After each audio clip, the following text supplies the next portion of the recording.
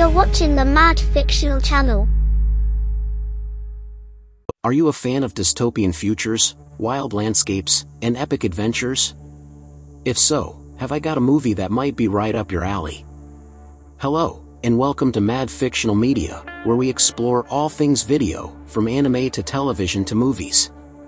When we gaze into the future, perhaps we see more clearly the follies and the perils of the present. The world we know has changed. It has been reshaped, not by man, but by nature itself in the form of earthquakes, tidal waves, and hurricanes. Welcome to a place of strange and terrifying beauty. Ravaged communities manage to survive in isolated pockets of existence where a powerful wind dominates the landscape. The only viable form of transportation is in the air, making travel and survival difficult for those brave enough to venture out. Oh, and if you're not used to the way I do business, I intend to walk you through the entire movie, and that's as much of a spoiler warning as I'm prepared to give for a film that's been out since 1989. So, if you haven't seen Slipstream and you'd rather not have the plot spoiled for you, you know exactly what you need to do.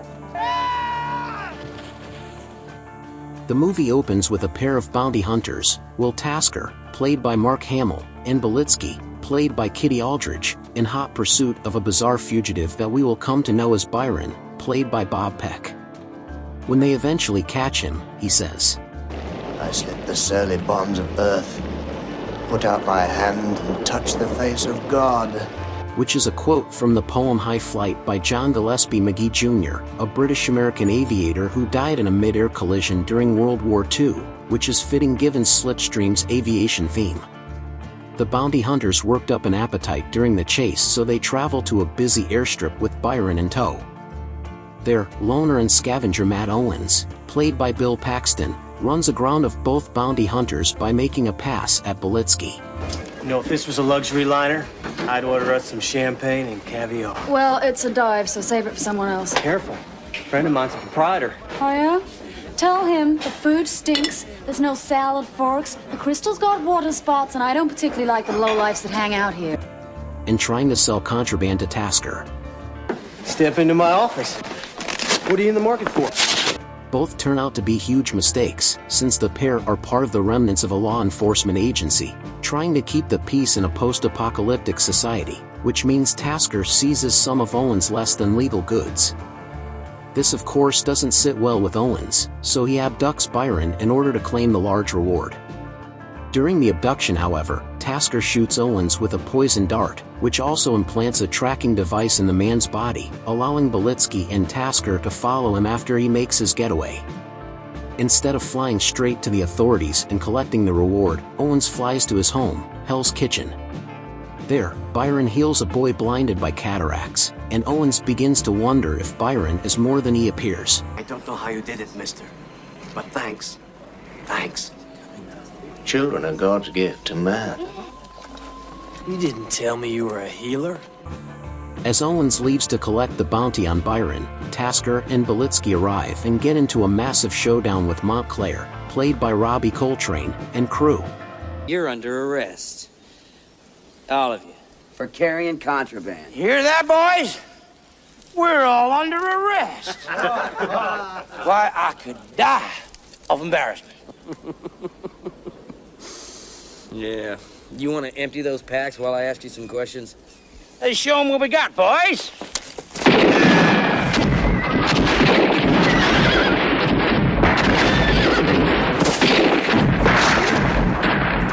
Meanwhile, Owens gets lost and is forced to land at the home of a cult of cave dwellers who worship the Slipstream and who have recently been under attack by bandits. Byron attempts to help, lifting a heavy milling stone off Avatar, played by Sir Ben Kingsley, the cult's leader. Avatar, in his dying words, curses Byron as being part of the out-of-control technological advancements that led to the apocalyptic convergence. The cultists decide to let the wind decide what to do with Byron, and tie him to a massive kite in the wind. The bounty hunters arrive in the middle of a windstorm, and Owens bargains with them to work together to get Byron down, and Tasker reveals that Byron is an android. After a rough landing from the destroyed kite, Belitsky goes in search of Tasker, who got lost in the windstorm, allowing Byron and Owens to get away. Another visitor to the valley, Ariel, played by Eleanor David, helps them escape in exchange for a ride to her former home, a fortified underground museum. Byron's knowledge and appreciation of the museum's ancient contents lead Ariel to become emotionally attached to him, though the rest of the community is wary of outsiders knowing of their existence and location. Ariel, you should never have brought these strangers here in the first place. We need them. Byron finally reveals why the bounty hunters are after him. The android did indeed kill a man, his master, as he was designed to be the man's companion.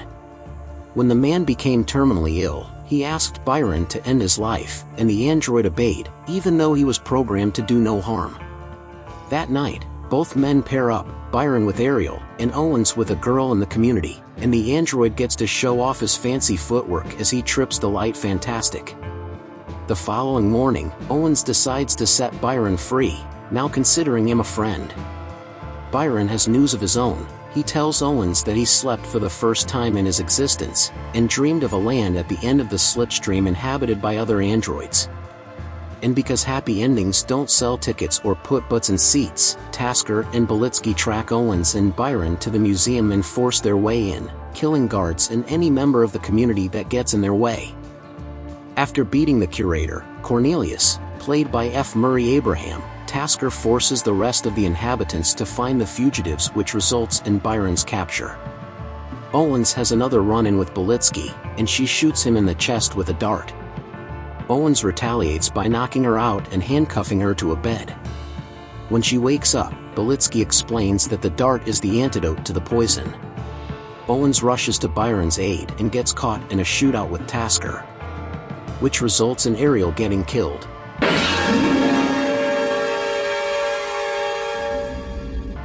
Filled with rage, Byron pursues Tasker to his plane, and despite being shot at and run down, Byron presses on and manages to climb aboard and smash his way into the cockpit. But as Byron is on the verge of killing Tasker, the bounty hunter quotes, I put out my hand and touched the face of God. And the android relents. Byron then attempts to regain control of the damaged aircraft by using the control wires. We're gonna make it! We're gonna make it!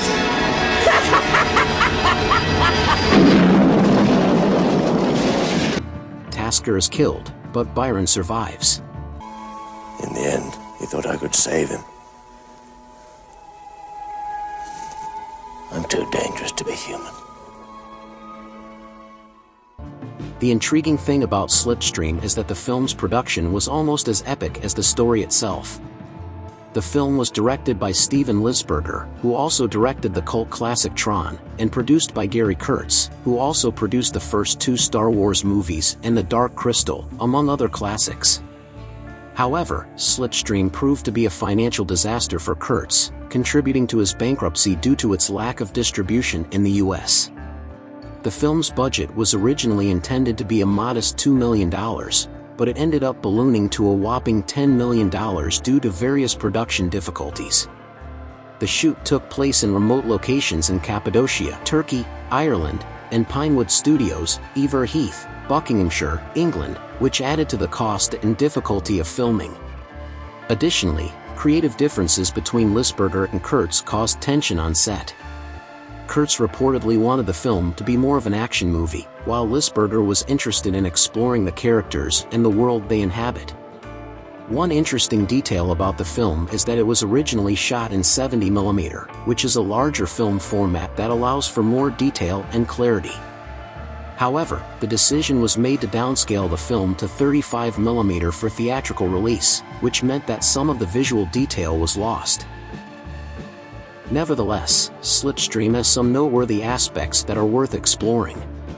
For instance, Elmer Bernstein's score was recorded with the London Symphony Orchestra, which also recorded all of John Williams' first 3 Star Wars movie scores, as well as Trevor Jones' score for Jim Henson's The Dark Crystal, 1982. This role was notably different from Mark Hamill's previous work, who was best known for his portrayal of Luke Skywalker in the Star Wars franchise at the time. Hamill leapt at the chance to play a movie baddie, concerned about being typecast as the naive young hero in science fiction movies. My character's sort of based on a highway patrolman I was stopped by on Pacific Coast Highway, and I have this horrible fear of police and so forth, and his swagger and he is the law, and you're nothing. Slipstream is a must-see film for any fan of science fiction and adventure. Despite its troubled production history, the film remains a testament to the power of creativity and imagination. So next time you're in the mood for a wild ride through a dystopian landscape, give Slipstream a watch, you won't regret it. Oh, and if you enjoyed this video, be sure to like and subscribe for more science fiction movie content. Until next time, keep exploring the madly fictional cosmos from the comfort of your couch. Thanks for watching.